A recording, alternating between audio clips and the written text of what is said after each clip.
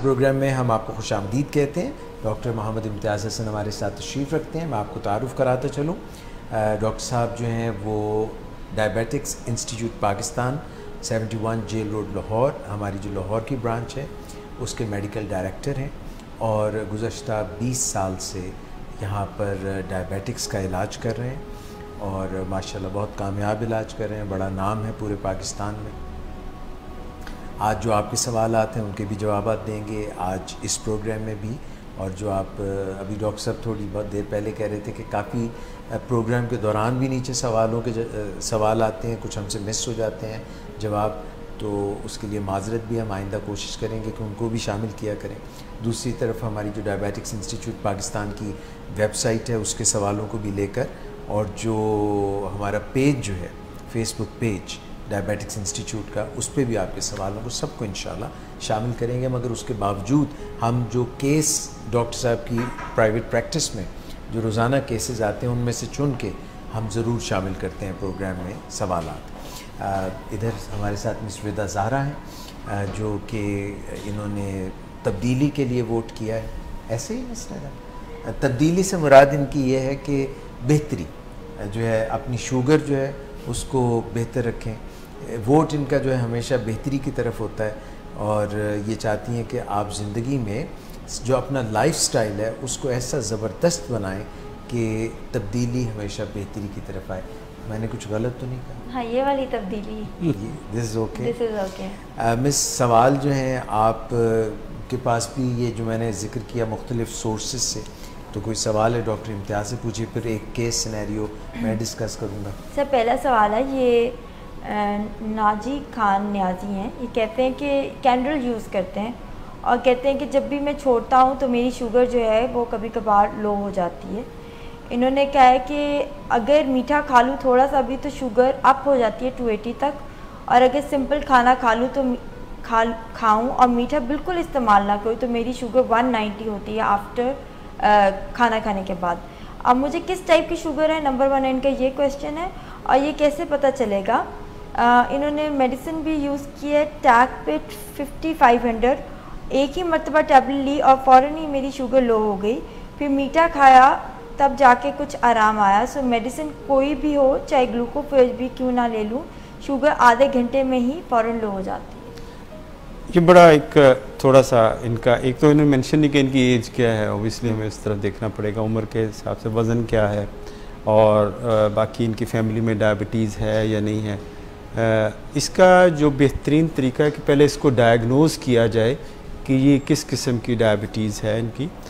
इसके लिए 2-3 टेस्ट हैं। एक तो ये अपना फास्टिंग लेवल लैब से चेक करवाएं और खाने के 2 घंटे बाद वाला भी लैब से करवाएं। तीसरा जो टेस्ट है हीमोग्लोबिन A1C, जो HbA1c टेस्ट, वो भी करवाएं ताकि पता चले कि हमें इनको किस कैटेगरी के अंदर हम रख सकते हैं।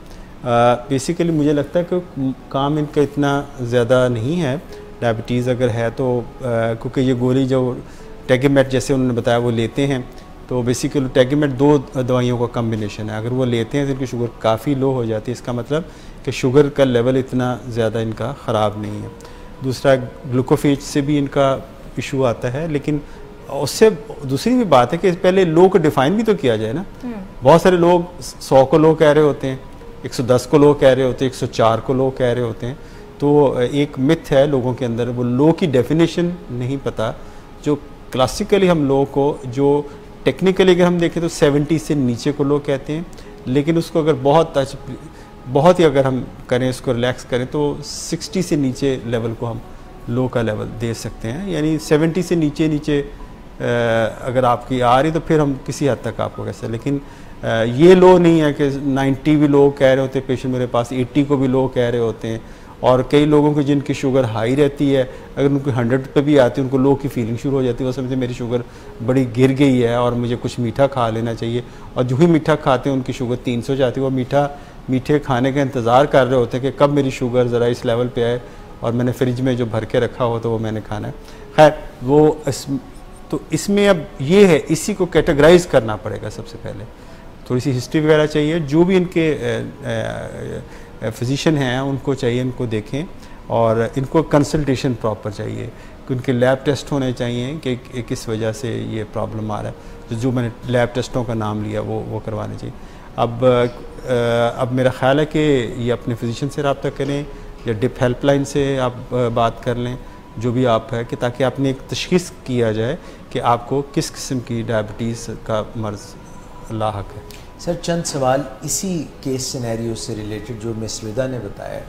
पहला सवाल डॉक्टर साहब ये है कि एक शख्स जिसको ख़ुद को लो महसूस हो रहा है, वो चाहे 70 से महसूस हो रहा है, चाहे 100 से महसूस हो रहा है, मैं ये तो पहले जानना चाहूँगा कि वो क्या अलामात होंगी जिससे उसको लगे कि मेरी शुगर लो हो रही है। पहला सवाल ये है। सर दूसरा सवाल ये है कि क्या जब शुगर हाई हो और लो हो तब कोई मुमासलत कुछ अलामात में मिलता जुलतापन होता है? दो बातें। तीसरा सर सवाल ये है कि जब ये शुगर लो होती है, फीलिंग, मैं ये नहीं कह रहा कि वो कितनी थी, ये भी जानना चाहूँगा कि कितनी। आपने वो तो बता दिया, आपने बता दिया कि 70 या 60 से लो, तो इसको हम सचमुच की हाइपोग्लाइसीमिया लो कहते हैं। मगर मैं ये जानना चाहूँगा कि कितनी रखी जाए जो ये ठीक ठाक रहे, और जब हम शुगर कम कर रहे होते हैं तो कहाँ तक रखें और कितनी स्लोली ग्रेजुअली नीचे लाएं कि एकदम सीढ़ियाँ ना उतर जाएं। ये चंद बातें हैं। पहला जो आपका जो सवाल है कि जो लो की फीलिंग्स क्या होती हैं। लो की फीलिंग है ना, देखें जो शुगर हमारा, उसमें दो किस्म की फीलिंग होती हैं। एक होता है कि न्यूरोग्लाइकोपीनिया, यानी ऐसी सिम्टम्स, ऐसी अलामात जो दिमाग से मुतालिक है, ठीक है, और एक simple low sugar sympathetic system को जो एक्टिवेट करती हैं। तो अगर अगर हम देखते हैं तो अगर शुगर लो होते कुछ लोगों को घबराहट शुरू हो जाती है, अच्छा। उनकी नब्ज़ तेज़ हो जाती है, ठंडे पसीने आती हैं, भूख लगते हैं, ये तो ऑटोनॉमिक सिम्टम्स इनकी आ जाते हैं। यानी वो सिस्टम जो हमारा ऑटोमेटिक चल रहा होता है उस जो और सिंपैथेटिक सिस्टम के साथ रिलेटेड है, तो वो एक्टिवेट हो जाता है। ये शुगर लो होने की एक तो ये अलामात की एक क्लास है। कुछ लोगों को दूसरी क्लास की अलामात है जिसको न्यूरोग्लाइकोपेनिक, न्यूरो में 3 लफ्ज़ है, न्यूरोग्लाइकोपेनिक यानी न्यूरोलॉजी ब्रेन, शुगर ग्लाइकोपेनिक लो, यानी जो दिमाग को, अगर क्योंकि दिमाग की जो ग़िज़ा है वो ग्लूकोज है, वो कोई और उसका वैल्यू, उसकी कोई और किसी चीज़ की नेमल बदल नहीं, ये फ्यूल उसका है जो उसने, ग्लूकोज होगा तो दिमाग काम करेगा।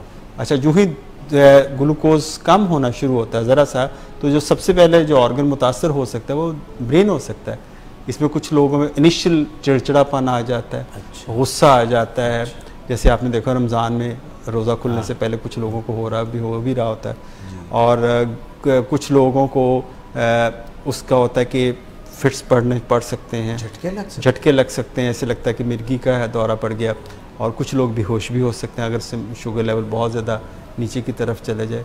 तो ये सारी सिम्टम्स हो सकते हैं, और हर आदमी में जो मुख्तलिफ़ किस्म की सिम्टम होती हैं। तो विद एक्सपीरियंस जो पुराने जो लोग डॉक्टर थे वो कहा करते थे कि जो डायबिटिक पेशेंट को एक दफ़ा थोड़ा सा लो का मज़ा चखना चाहिए। अच्छा जी। हाँ जी, वो इसलिए कि जब आपको लो का एक दफ़ा मज़ा चख लेंगे तो आपको पता चलेगा कि मुझे आइंदा के लिए खुदा ना खास्ता अगर को हो, उसको अंदाज़ा हो कि ये लो की अलामात है, तो उसको अंदाज़ा हो, जो सीखने के लिए तो उसको पता होना चाहिए कि लो कैसी होती है। और कुछ लोगों में जब ये सिम्टम, अच्छा इसमें एक बहुत बड़ी क्लास ऐसी है, जैसे मैंने बताया कि जिनके शुगर लेवल हाई रहता है, जिसको आप 300 की, 250 की, 300, 400 शुगर, साल से शुगर कंट्रोल नहीं चल रही, तो जब आप शुगर लेवल उसको लो करते हैं, थोड़ा सा नीचे लेके आते हैं, दबा देते हैं, तो उनका शुगर लेवल नीचे की तरफ आता है। तो कई दफ़ा ऐसे होता है 180 शुगर लेवल है, ये 190 है, तो उनको फील होता है कि मुझे लो हो गई शुगर। हालांकि ये लो नहीं है, क्योंकि उनका बॉडी ट्यून अप है उस हाई लेवल का जो उनके लिए ठीक नहीं था। तो जो ही वो नॉर्मल की तरफ अप्रोच करता है तो जिस्म के लिए एक नया लेवल है, तो उसको रिएक्ट करता है, लो का रिएक्शन होता है। यानी जो सिम्टम्स हैं, जो अलामात हैं, वो आपको लो की होती हैं, ये रिएक्टिव है। हाँ जी, और इसको हम सूडो हाइपो भी कहते हैं। यानी सूडो का मतलब झूठा, हाइपो तो नहीं है, लो नहीं है, लेकिन आपका बॉडी आपको गलत बता रहा है कि आप लो की तरफ आपका है। रिलेटिव हाइपो कह सकते हैं, अच्छा ठीक है, कि ये इस तरह के रिलेटिव हाइपोग्लाइसीमिया इसको कहते हैं। अच्छा, इसमें और दूसरी जो एक सवाल का जो पोर्शन आपका एक ये था कि हमें क्या बहुत जिसकी शुगर 350 400 है, क्या हम उसको एकदम नीचे लेके आ जाए? अच्छा, ये जो कैफियत अभी मैंने बताई नहीं, उन लोगों को ज़्यादा होती है। देखें, अगर आप पहाड़ पे चढ़ना चाहते हैं और आप क्लाइंबिंग करते हैं, जो लोग इसका शौक़ रखते हैं, तो आप पहाड़ को ऊपर ऐसे करके नहीं देख रहे होते कि ऊपर चोटी कहाँ पे, ऐसे वन स्टेप देखते हैं। आप अपना पहला कदम देखते हैं, फिर अगला कदम देखते हैं, फिर अगला कदम देखते हैं, तो इस तरह आप उसको क्लाइंब करते हैं। ऐसे ही जब ऊपर देखेंगे तो आपको चक्कर आएंगे। बिल्कुल ऐसे। तो ये जो चीज़ है, इस अप्रोच के साथ, ये सेम अप्रोच हम इसमें भी डायबिटीज़ मैनेजमेंट के अंदर भी है कि गो लो गो स्लो, यानी थोड़ा थोड़ा चलें, स्लो चलें, आहिस्ता आहिस्ता चलें। अगर आपको पेशेंट को छोटे टारगेट दें, अगर आप 300 400 आपका एवरेज शुगर है, तो पेशेंट की आप शुगर आप कहीं भी 200 250 पे ले आओ पहला हफ्ता, अगले हफ्ते में और थोड़ी सी नीचे लेके आओ, ग्रेजुअली लें। फिर ये आपका जो बॉडी है ये अडेप्ट कर लेता है इस न्यू सिचुएशन को। अगर आप एकदम उसकी 400 रहती है, एकदम उसकी 120 110 आ जाएगी, तो बॉडी उसको रिएक्ट करेगा, और वो रिएक्ट कैसे करेगा, वो हाइपो की सूरत में आपको सिम्टम देगा। अच्छा, इसमें एक बड़ी मज़े की बात ये होती है कि पेशेंट इसको लो कहता है और फिर वो बहुत सारी चीज़ें ऐसी इस्तेमाल करता है जो उसकी शुगर को बढ़ावा देती हैं। तो उससे क्या होता है कि वो इस साइकिल से निकल नहीं सकता, कि वो उसकी फिर शुगर 300 हो जाती है। वो इसकी हमने कई दफ़ा मिसाल दी, ये बिल्कुल नशे वाला हिसाब है। जब आप नशा किसी का छुड़ाते हैं, एडिक्शन छुड़ाते हैं, तो आप उसको जो इनिशियल फेज़ होता है वो विड्रॉल का है, तो हम इसको ये कह सकते हैं ये ग्लूकोज विड्रॉल है। तो ग्लूकोज को जब हम उसका कम करते हैं, उसको विड्रॉल लाते हैं, तो उसको विड्रॉल सिम्टम होती हैं। तो कई मरीज़ कहते हैं मैं तो पहले बेहतर था, इलाज करने से पहले मैं हाई रहती थी शुगर, मैं मज़े में रहता था। जैसे नशे वाला कहता मैं जब नशा करता तो बहुत अच्छा रहता था, तो अब मेरी तबीयत वो ज़्यादा ख़राब हो गई। तो ज़ाहिर है विड्रॉल का इलाज ये तो नहीं कि आप, लेकिन इसका इलाज ये है कि आप स्लो स्लो स्लो उसको डिटॉक्स करते हैं, उसमें करते हैं। तो ग्लूकोज को भी हम स्लो स्लो डिटॉक्स करना चाहिए उसको, ताकि वो उसका जो सिस्टम है उसके मुताबिक उसको सेट हो जाए, जो उसके लेवल, जो नए लेवल उसके आ रहे हैं। डॉक्टर साहब, ये क्योंकि ग्लूकोज निशास्ता तो बहुत सी चीज़ों में होता है, और आप हमेशा फरमाते हैं कि कॉम्प्लेक्स्ड कार्ब्स लेने चाहिए, फाइबर के साथ कार्ब लेने चाहिए, मगर जब हम चीनी और चीनी से बनी हुई चीज़ें खाते हैं और वाइट फ्लावर जो है वो आटा, जो ये दूसरा अनछना आटा है, तो ये भी पॉइजन है, ये भी एक जहर ही समझे। अभी मैं नीचे क्लिनिक में केस देख रहा था, तो खातून थी, उनका शुगर लेवल 300 350, और हम इंसुलिन की डोज बढ़ाते जा रहे थे, तो काफ़ी अरसे बाद तशरीफ़ लाई। तो उनकी जब डिटेल हिस्ट्री ली गई तो उन्होंने बताया कि मैं तो एक रोटी खाती हूँ। मैंने कहा आटा कौन सा इस्तेमाल करते? जी मैं वाइट आटा इस्तेमाल करते हैं। वाइट आटा वो होता है जिसके अंदर फाइबर नहीं होता, उससे फाइबर निकाला होता है। उसकी रोटी तो बहुत अच्छी बनती है, मज़े की बनती है, लोग उसको बड़ा पसंद भी करते हैं। और कुछ जो थोड़े से ज़रा एहतियात पसंद होते हैं वो उसके अंदर मिक्स कर लेते हैं, ब्राउन आटे के, जो होल व्हीट आटे के अंदर वाइट आटा मिक्स कर लेते हैं। तो उससे ये होता है कि वाइट आटा जो आपकी शुगर की एक्सकर्शन बहुत, उसकी ग्लाइसेमिक इंडेक्स बहुत ज़्यादा है, यानी वो शुगर बढ़ाने की कैपेसिटी बहुत ज़्यादा है। तो जब भी कोई ऐसा आदमी जो इसकी शुगर कंट्रोल ना हो रही हो, तो हमें ये पूछना चाहिए कि आप ये आटा कौन सा इस्तेमाल करते हैं। तो ये वाइट पॉइजन हम इसको कहते हैं। इस तरह ग्लूकोज है या मैदा है और चीनी है और इस तरह से बनी हुई चीज़ें हैं, ये आपकी शुगर लेवल को एकदम हाई कर सकती हैं और आपका जो लेवल डिस्टर्ब कर सकती हैं। तो हमें कम्प्लेक्स कार्बोहाइड्रेट जब लेते हैं तो इसका जो आपका ग्लूकोज होता है वो फ्री ग्लूकोज इतना नहीं रहता, आपको वो जकड़ा हुआ ग्लूकोज होता है, सादा आहिस्ता आहिस्ता आपको रिलीज करता है, जो आपका बॉडी उसको हैंडल कर लेता है। इससे अगर उसकी एक्यूट स्पाइक कोई नहीं आती कि आपकी शुगर लेवल, आपने कुछ लिया और एकदम शुगर लेवल ज़्यादा हो गया और जो है कि उससे प्रॉब्लम आते हैं। और जब भी अनकंट्रोल डायबिटीज़ की एक बहुत बड़ी वजह इस किस्म की ग़िज़ा जिसकी ग्लाइसेमिक इंडेक्स बहुत ज़्यादा होती, उसका इस्तेमाल करना एक बहुत बड़ी वजह है।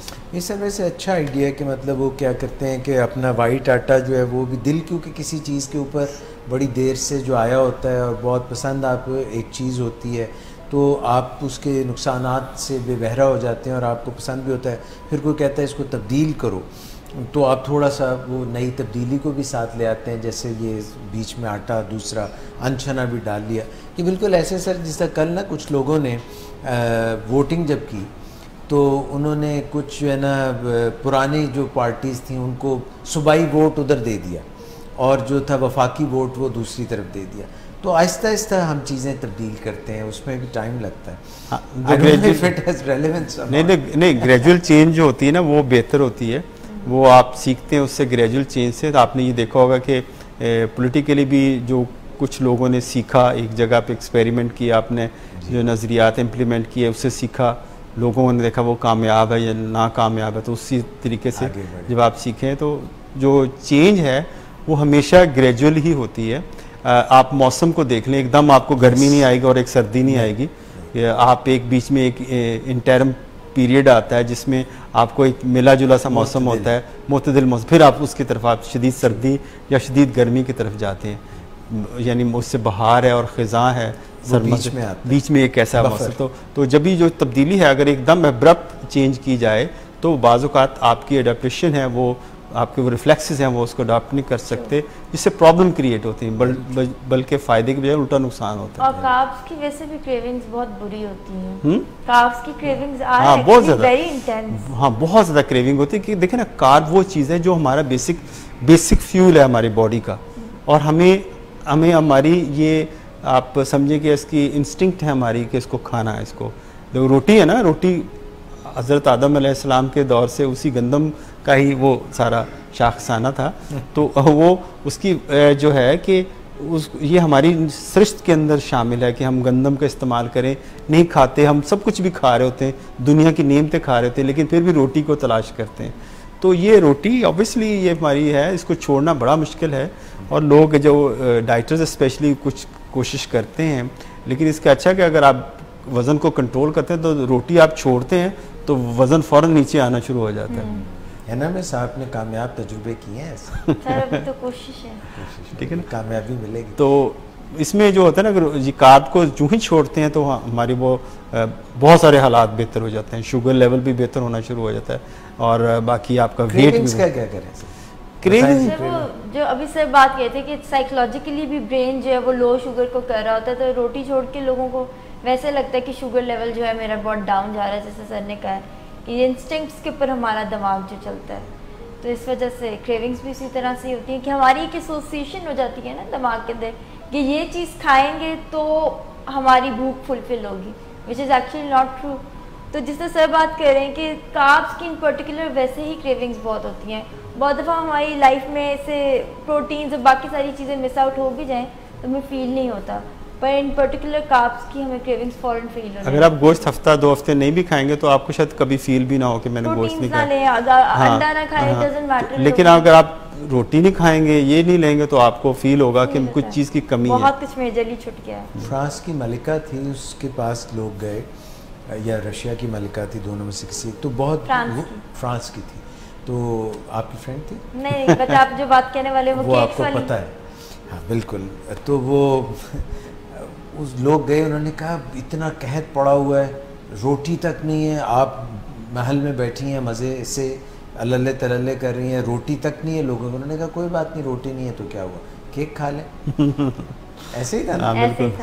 तो अच्छा, अब ये बात क्योंकि हो रही है, लड़कियों को भी और हमारे माशरे में भी बेकिंग और बेकरी प्रोडक्ट्स का बहुत रुझान है, तो सर इसके मुतालिक भी थोड़ा बताइए। हाँ, नए एंटरप्रेन्योर्स जो आ रहे हैं, जो बच्चे घर में बैठ के वीडियोस देख के, या वैसे बेकिंग का इंटरेस्ट होता है, बहुत सारे लोगों को मैं इन पर्टिकुलर जानती हूँ, और वेरी एक्सीलेंट बेकर्स, और खुद ही से अपना ये बिजनेस स्टार्ट किया, but the amount of sugar that they put in those cakes, कि वो केक बनाए फिर उसके ऊपर उसका जो सिरप शुगर मेपल जो लगाते हैं वो इतना, पैनकेक, केक्स, पेस्ट्रीज, कपकेक्स, फिर उसके बाद चॉकलेट कपकेक्स, और पता नहीं एक लाइन ऑफ वो पूरी बेकरी है। आपका फेवरेट कौन सा है? हाँ?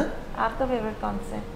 नहीं, मैं तो देखिए गलती कर जाता हूँ, क्योंकि मीठा, I have a sweet tooth, मुझे बहुत पसंद है, मगर मुझे इतना पता है कि इससे मूड मिजाज पे भी, अगर बहुत ज़्यादा मीठा आप खा लें और ऐसा मीठा खाएं जो अभी डॉक्टर साहब जिक्र कर रहे थे कि सिंपल हो, कॉम्प्लेक्स कार्ब्स ना हो, तो एकदम आपका मूड ऊपर जाता है और फिर ठक करके नीचे आता है। एक तो ये बात है, दूसरा ये वज़न बढ़ने लग जाता है, और ये सारे मसले मसाइल इससे जुड़े। और ये जो इतना बिज़नेस, रोरिंग बिज़नेस, आप देखिए लाहौर शहर की बात कर लें, जो बेस्ट लोकेशंस हैं वहाँ पे इतने बड़े फ्रंट के साथ इतनी बड़ी बड़ी बेकरीज हैं, they have done marvellous business. Yeah. कोई ख़रीदता है तो वो उनका बिजनेस फ्लरिश कर रहा है। ऑन टॉप ऑफ इट वहाँ पे एक तो वो बेकरी आइटम्स बेच रहे हैं, ऑन टॉप ऑफ इट वो बेच रहे हैं फिजी सॉफ्ट ड्रिंक्स।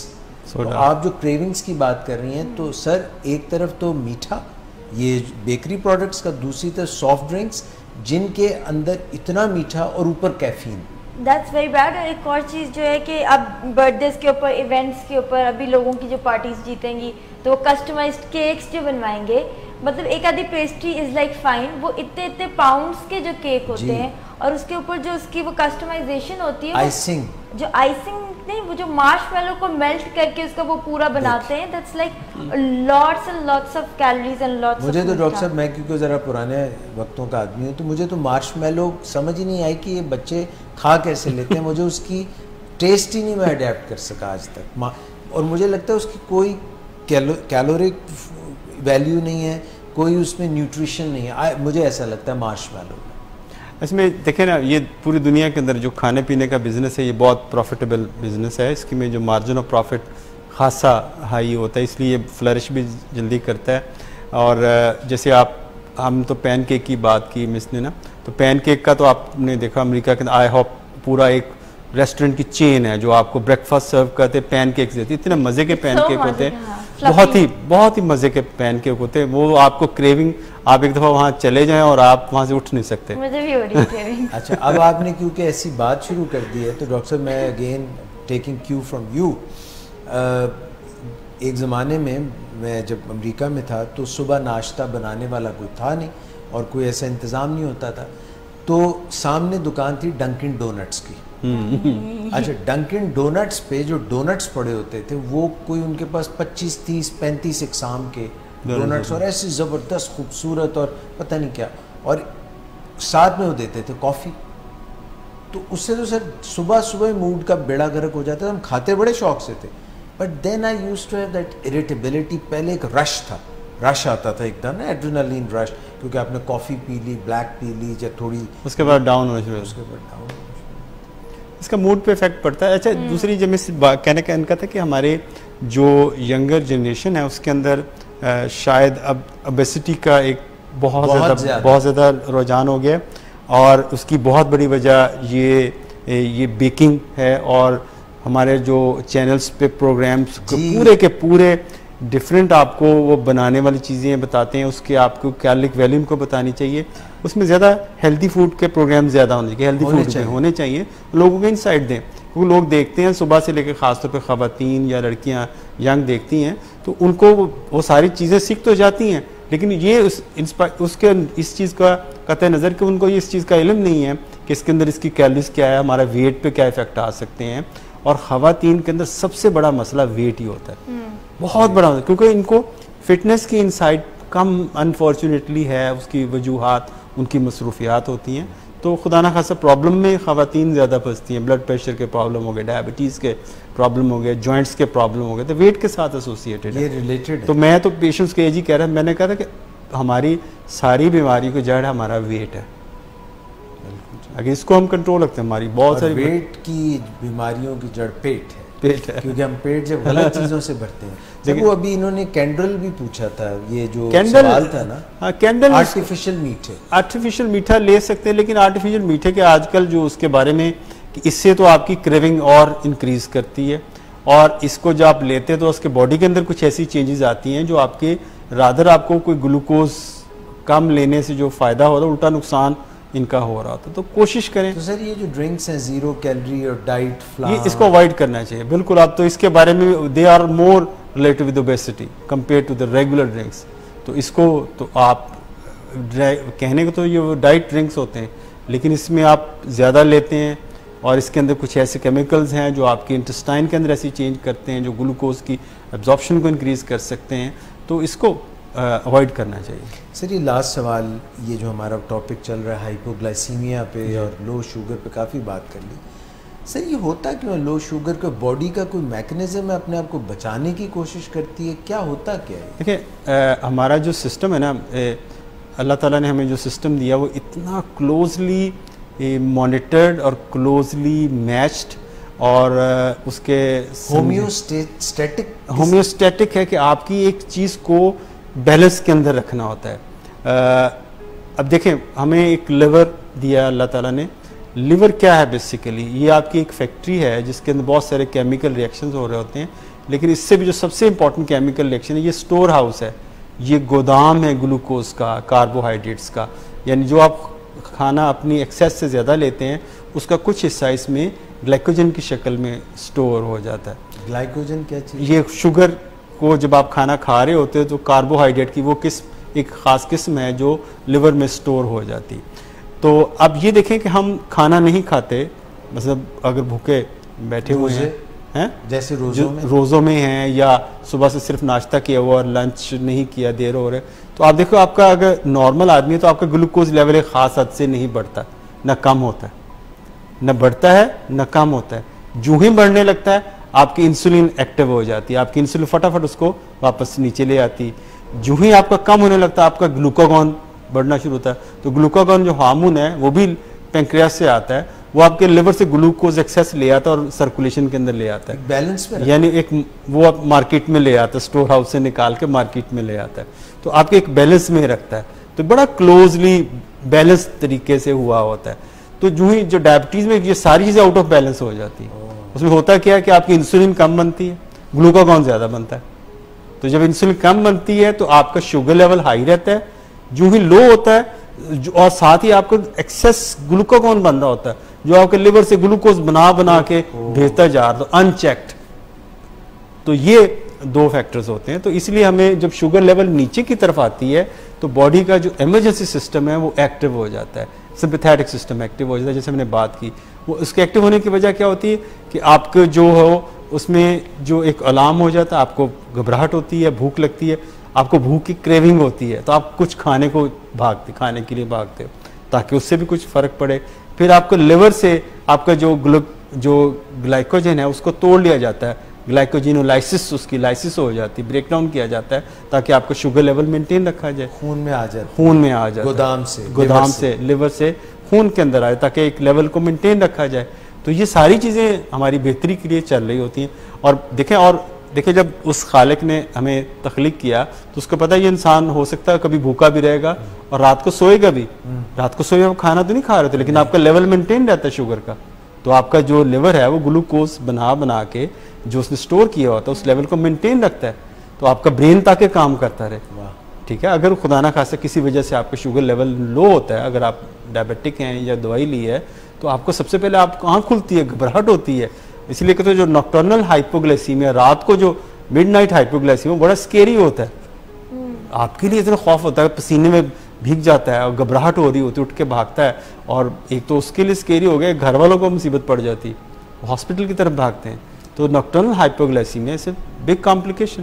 सर इससे रेलेवेंट एक क्वेश्चन है, मैंने कहा आपसे पूछ लूँ। जी। ये महरीन महर है, इन्होंने कहा अस्सलाम वालेकुम डॉक्टर इम्तियाज़ से मेरा सवाल है कि मुझे 10 साल से डायबिटीज़ है और मेरा HbA1c 5.3 आया है, इज़ इट नॉर्मल? और एक और क्वेश्चन ये है कि जो लोग खाना खाने के बाद इंसुलिन लगाते हैं, क्या ये सही है, खाना खाने से पहले लगानी चाहिए? और साथ में ये भी बता रही हैं कि जब मेरा शुगर लेवल बहुत लो हो जाता है, रात को सोते हुए बेहोश हो जाती हूँ, तो कैसे ग्लूकोज या कोई मतलब basically this is what she saying कि रात को अक्सर ये इनका लेवल लो हो जाता है और ये अक्सर बेहोश भी हो जाती हैं। ये बड़ा इम्पॉर्टेंट आपने क्वेश्चन लेके आई हैं, ये वाकई एक बड़ी प्रैक्टिकल प्रॉब्लम है।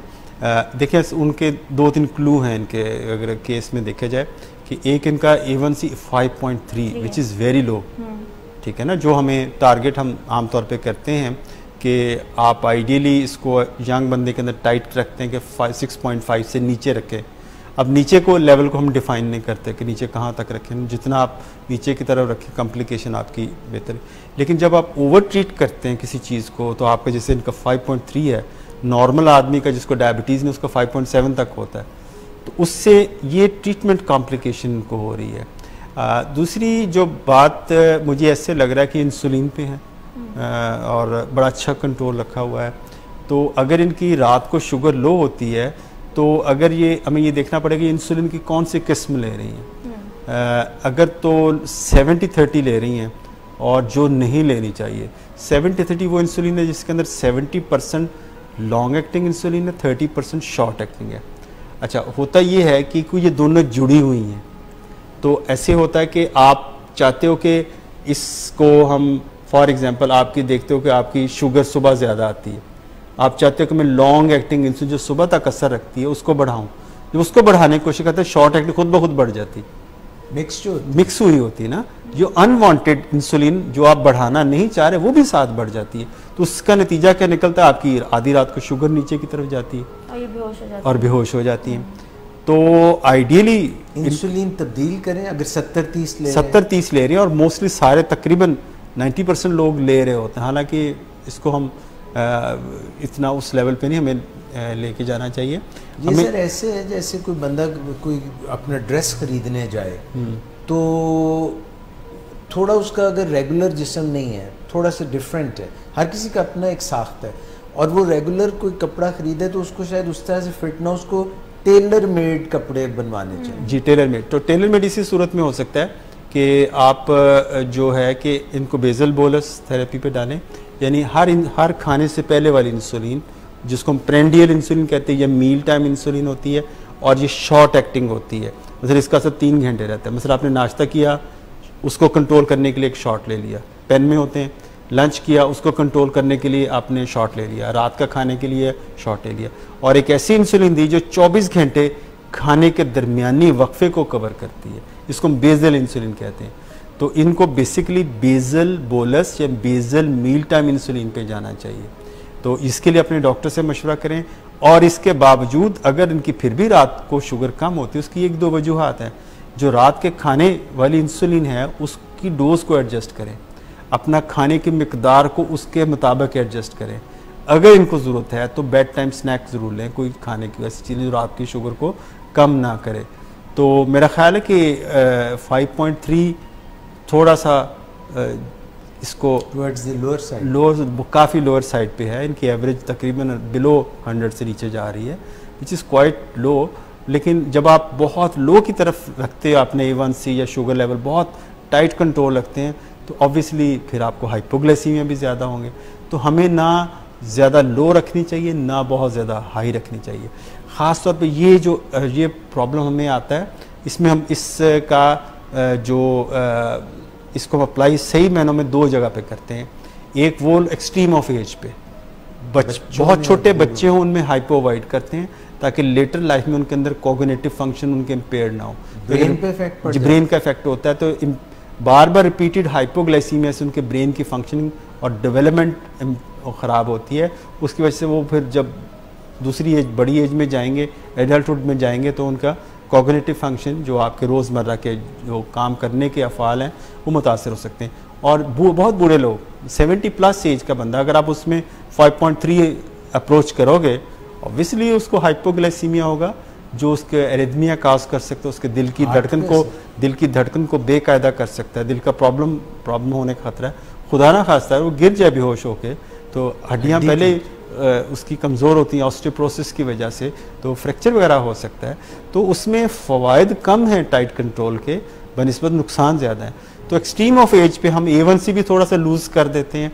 इवन बहुत बूढ़े बंदे के लिए हम 8 तक भी A1C एक्सेप्ट करते हैं, और बहुत यंग बंदे के लिए जितना नीचे की तरफ रहो उतना अच्छा A1C रखा जाता है। तो कुछ अर्से से जो अमेरिकन डायबिटिक एसोसिएशन की गाइडलाइन है वो कहते हैं अपने ट्रीटमेंट को इंडिविजुअलाइज करें।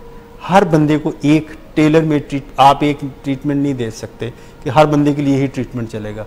यंग के लिए भी वही है, बूढ़े के लिए भी वही है, जवान के लिए भी वही है। तो हर बंदे का ट्रीटमेंट ये फिजिशियन की डिस्क्रिप्शन है कि इसको किस लेवल पे मैंने लेके जाना है।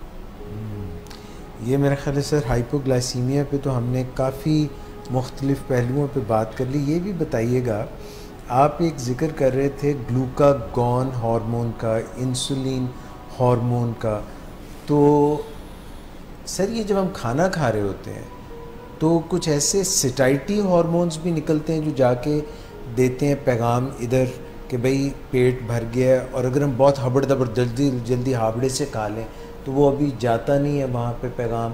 ये ग्रेहलिन और कोई लेप्टिन और ये जो है, और ये ग्लूकागॉन का आपने जिक्र किया, तो ये हार्मोन्स? ग्लूकागॉन जो है ना हार्मोन, एक ऐसा हार्मोन है कि जो हम तो ये समझते थे कुछ अर्सा पहले कि खाली बीटा सेल होते हैं जो इंसुलिन बनाते हैं, तो पेंक्रियास के अंदर एक और सेल भी होते हैं जिनके अल्फ़ा सेल कहा जाता है। तो अल्फ़ा सेल होते हैं वो ग्लूकागॉन बनाते हैं, और पेंक्रियास ही हमारे हीमोस्टेसिस ऑफ ग्लूकोज को कंट्रोल करता है। जैसे मैंने बात की, शुगर हाई होती तो इंसुलिन इन एक्शन हो जाती है, शुगर लो होती तो ग्लूकागॉन आ जाता है। तो डायबिटीज़ में ये दोनों चीज़ें रिवर्स हो जाती हैं, इंसुलिन बनती नहीं है, ग्लूकागॉन ज़्यादा बन रहा होता है, विच इज़ टोटली अनवांटेड। ठीक है, तो उसमें देयर इज़ हाइपरट्रोफी, यानी आपके जो अल्फ़ा सेल हैं वो थोड़े से बड़े हो जाते हैं, इतना उनका ग्लूकागॉन बनाते हैं।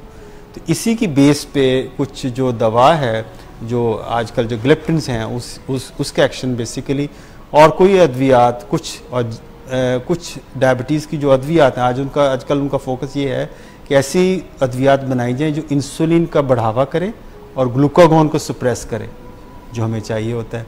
मतलब GLP-1 एगोनिस्ट हैं, वो आपकी इंसुलिन सिक्रीशन करवाती हैं, जो विक्टोज़ा की हमने बात की, और आपके ग्लूकागॉन को सप्रेस करती हैं, इससे शुगर लेवल अच्छा कंट्रोल होता है। ग्लिप्टिन्स हैं वो भी यही काम करते हैं, इंसुलिन को सिक्रीट करवाती हैं और आपके ग्लूकागॉन को सप्रेस करती हैं। तो ये इस अद्वियात के ज़रिए भी हम इसको कर सकते हैं। तो अद्वियात का फोकस है। जो बाकी हैं, जब हम खाना खाते हैं तो हमारा खाना खाते ही हमारा ग्लूकोज लेवल बढ़ना शुरू हो जाता है। तो जब हम खाना खाते हैं उसमें देखें, उसमें पहले मेस्टिकेशन है कि आप जब चबा रहे होते हैं तो आपके जो सिग्नल्स हैं वो आपके ब्रेन को जाना शुरू हो जाते हैं। आप देखोगे अगर आप रोटी को या एक ब्रेड को आप पीस आप चबा रहे होते तो आपको थोड़ा थोड़ा मीठा मीठा लगता है, जब हालांकि तो वो जो मिठास होती है बेसिकली वो आपका ग्लूकोज के जो मैदे के अंदर जो एंजाइम है वो उसको ब्रेक डाउन करना शुरू कर देते हैं, कार्बोहाइड्रेट्स को, एमाइलेज। जी हाँ, तो उसकी वजह से फिर जब ये इंटेस्टाइन के अंदर जाता है वहाँ पे थोड़ी सी डिस्टेंशन होती है स्टमक की। तो जब ये टच करती है स्टमक को तो साथ वो हार्मोन जो इंटेस्टाइनल हार्मोन्स हैं, जिसमें हमारे जो GLP-1 जो हार्मोन्स हैं, ग्लूकागॉन लाइक पेप्टाइड हार्मोन्स हैं, वो भी बनते हैं जो हमारी इंसुलिन सिक्रीशन करवाते हैं, ग्लूकोज को सप्रेस करवाते हैं। तो ये बनते हैं, और ये सारे मल्टी के, एक तो आपका खाना खाने से जो डिस्टेंशन होती है स्टमक की, वो नर्व एंडिंग ब्रेन को इन्फॉर्म कर रही है खाना इतना खा लिया, अब इसको बस करो। तो एक वो ब्रेन को आपको बताती है स्टाइटी सेंटर को कि इसने खा लिया तो अब ये खाना पीना बंद करें। इसलिए बाज़ औक़ात हम पेशेंट को जब वेट लॉस की तरफ वो जा रहे हैं तो हम उनको ये मशवरा देते हैं कि जब भी खाना खाएं बहुत स्लो खाएं, और खाना खाने से पहले 2 गिलास पानी के लें। तो उससे क्या होगा कि आपका जो सिग्नल है, डिस्टेंशन का सिग्नल है, वो आपको वो पहुंच जाएगा, उसकी आपको क्रेविंग जो फूड की वो कम होगी। और जब आप स्लो खाते हैं, हम कहते हैं एक चपाती है उसके अगर आप 12 से 14 लुकमे करें, स्मॉल पीसेस करें, तो आप स्लो आराम से चबा के खाएं, तो जो आपके मसल और मेस्टिकेशंस हैं, जो चबाने वाले मसल हैं, वो भी स्लाइटली फटीग्ड होते हैं, वो भी फिर सिग्नल देते हैं कि ये इसने काफ़ी देर से खा रहा है। अगर चावल खाएं तो चम्मच के बजाय कांटे से खाएं, ताकि उसकी जो आपको अगर वो बल्कि सर प्रैक्टिस करें चाइनीज़ चॉपस्टिक से खाएं, उनके साथ उड़ा के छोड़ देंगे। लेकिन ये जो फोर्क वाली बात है, ये सर की बात से मैं एग्री करती हूँ कि मैंने खुद देखा कि चावलों की क्वांटिटी हमेशा बोल में लें चावल और उसको कांटे से खाएं, तो आपकी चावल की क्वांटिटी कम होती जाती है। और जितनी देखें अगर आप चम्मच लेते हैं तो अगर 10 चम्मच में आप बोल ख़त्म करते हैं तो आपको 30-35 दफ़ा वो आपको कांटे से स्लो आराम से और कब खाएं। और कभी भी आप टीवी देखते हुए, अखबार पढ़ते हुए, इलेक्शन के रिजल्ट्स देखते हुए आप खाना ना पता ही नहीं है क्या खा रहा है, ध्यान तो उधर तो पता ही नहीं चलता क्या खा लिया। और जो भी ना और दूसरा ये कि अपना जो ट्रे है, जो आपके सामने आपकी प्लेट है, आप उसमें उसको पोर्शन को भी इससे ज़्यादा मैंने नहीं लेना।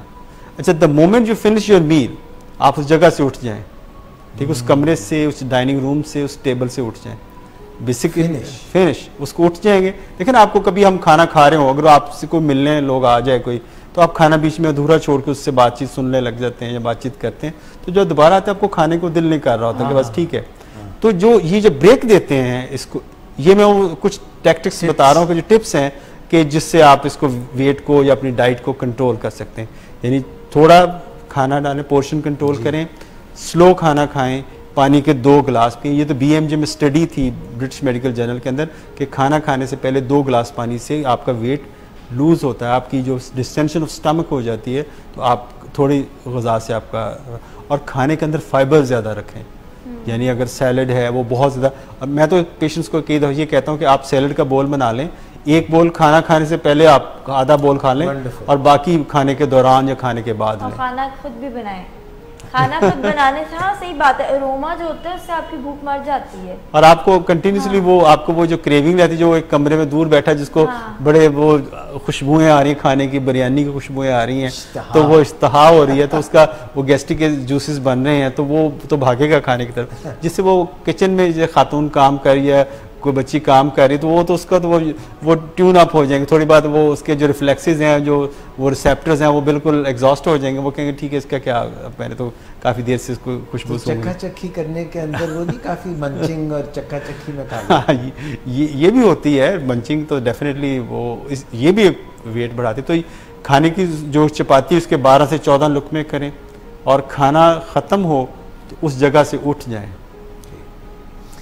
डॉक्टर साहब मेरा ख्याल है आज के प्रोग्राम के लिए इतना ही काफ़ी, हमने सैर हासिल गुफ्तगू की, और जो केस सिनेरियोज थे वो अगले प्रोग्राम के लिए उठा रखते हैं, मगर we talked a lot about this. जो हमारे जो सवाल करते हैं, रिदा को सवाल भेजते हैं लोग, वो अपने सवाल जो हम सब सवालों का जवाब देंगे, थोड़े से टर्न उसमें आने में देर लग सकती है, लेकिन सब सवालों के जवाब हम देंगे, और आप अपने सवाल भेजें, जितने होते हैं सवाल भेजें, अच्छे हैं, आप ये ना सोचें कि ये इसका क्या पूछना, भेजें।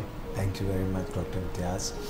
अब मुझे जाते जाते एक वाक़या याद आ गया कि एक साहब थे, वो बड़ी नफासत से, जैसे डॉक्टर साहब ने बताया, स्लो खा रहे थे, मगर उनकी मूँछें हों तो नत्थू लाल जैसे, वरना ना हो, मूँछें बड़ी बड़ी थी, तो वो खाना चावल ही खा रहे थे, जैसे डॉक्टर साहब बता रहे हैं मिस रिदा, तो एक चावल का दाना उनकी मूँछ के ऊपर लग गया।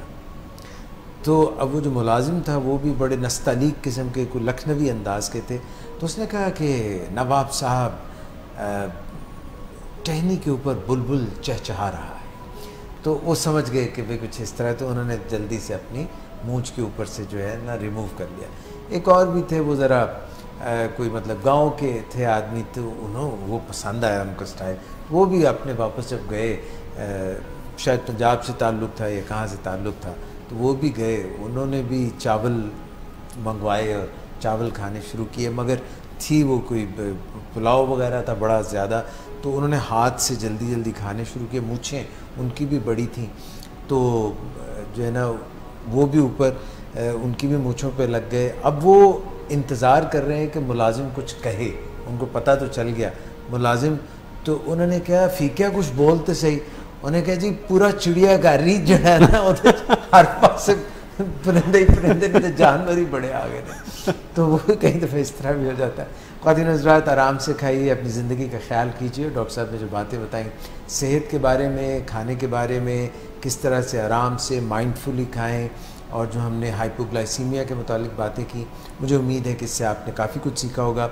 हमने ग्लूकागॉन, इंसुलिन का जो आपस में एक तालमेल है, और जो आजकल की अद्वियात हैं उनको किस तरह से इस्तेमाल किया जा रहा है, इंशाल्लाह आइंदा प्रोग्राम्स में भी बात करेंगे कि ब्लड शुगर लेवल जब बहुत ज़्यादा बढ़ जाता है और पेशाब में आने लग जाती है ग्लूकोज़, तो आजकल अद्वियात भी ऐसे हैं। ये सब बातें हम करते रहते हैं, आप तक मालूमात लेटेस्ट पहुँचाते रहते हैं, तरीक़ेकार जो हैं अपनी ब्लड शुगर और अपनी ज़िंदगी को बेहतरीन बनाने के, ये हम बताते रहते हैं, मगर इसके लिए आप पूछते रहें और इंशाल्लाह हम जवाब देते रहेंगे। ज़ियाबीतस के साथ कैसे जिएं, डॉक्टर मोहम्मद इम्तियाज़ हसन से पूछिए। डायबिटिक्स इंस्टीट्यूट पाकिस्तान में डॉक्टर साहब मौजूद होते हैं कंसल्टेशन के लिए। इंशाल्लाह आपसे फिर मुलाकात होगी, अपना बहुत ख्याल रखिएगा। मिस रिदा आपका शुक्रिया, डॉक्टर इम्तियाज़ आपका शुक्रिया। टिल नेक्स्ट टाइम, अल्लाह हाफ़िज़।